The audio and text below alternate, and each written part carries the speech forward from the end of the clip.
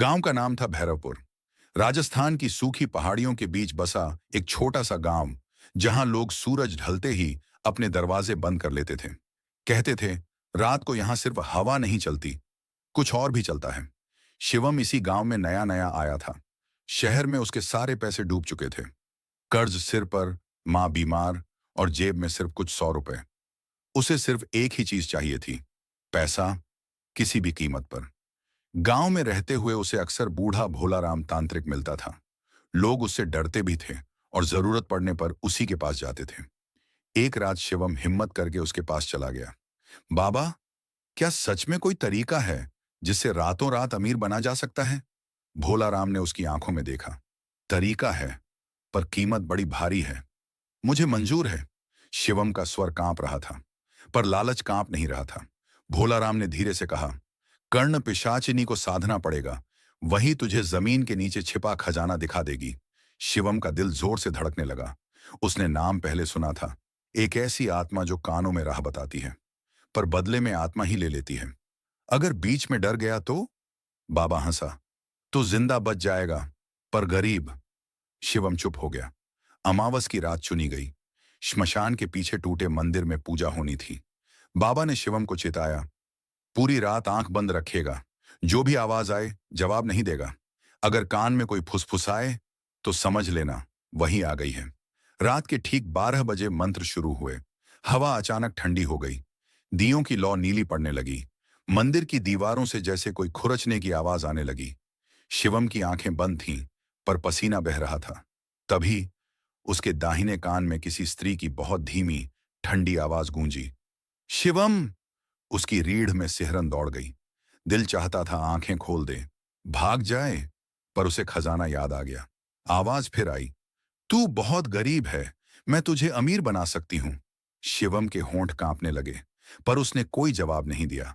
आखिरी मंत्र के साथ बाबा चीख पड़ा, अब ये तेरी हुई। अचानक सब कुछ शांत हो गया। दिए बुझ गए, हवा रुक गई। शिवम बेहोश हो गया। अगली सुबह उसकी आंख अपने बिस्तर पर खुली। सब कुछ सामान्य लग रहा था, जैसे कुछ हुआ ही ना हो। पर तभी उसके कान में फिर वही धीमी आवाज गूंजी, आज रात पुरानी बावड़ी के पास आना। शिवम डर गया, लेकिन खुशी भी हुई। मतलब साधना सफल हुई थी। रात होते ही वह अकेला बावड़ी पहुंचा। आवाज फिर आई, 10 कदम उत्तर, फिर 3 कदम नीचे। वह जैसे किसी अदृश्य रस्सी से बंधा हो। कदम अपने आप चलते जा रहे थे। अचानक उसका पैर एक गीली जमीन पर पड़ा। जमीन धंसी और नीचे एक पुराना घड़ा दिखाई दिया। घड़े के अंदर सोने के सिक्के। शिवम की आंखें चमक उठीं। उसने सारी पूंजी निकाल ली। वो रातों रात अमीर बन गया। कुछ दिनों तक सब ठीक रहा। शिवम ने मां का इलाज कराया, बड़ा घर लिया, गाड़ी खरीदी। पर कर्ण पिशाचिनी अब रोज उसके कान में बोलने लगी, और भी है, बहुत कुछ और। अब रात को नींद नहीं आती। खाना खाते समय भी आवाज आती। भीड़ में भी वो फुसफुसाहट सुनाई देती। हर नए खजाने के साथ आवाज और तेज होती गई, और उसका चेहरा और पीला। उसकी मां ने एक दिन डरते हुए कहा, बेटा, तू दिन दिन कमजोर क्यों होता जा रहा है? वह कुछ नहीं बोला। असलियत ये थी कि हर रात जब वो सोता, उसे लगता कोई उसके सिर के पास बैठा, उसके कान के बहुत पास आकर सांस ले रहा है। एक रात आवाज ने कहा, यह आखिरी खजाना है, इसके बाद तू राजा बन जाएगा। जगह थी श्मशान के नीचे वाली गुफा। शिवम गया। जैसे ही उसने आखिरी संदूक खोला, उसके पीछे जोर की ठंडी हवा चली। उसने पलटकर देखा, कोई चेहरा नहीं था, सिर्फ लंबे काले बाल, लटकती हुई जीभ और बिना आंखों का सिर।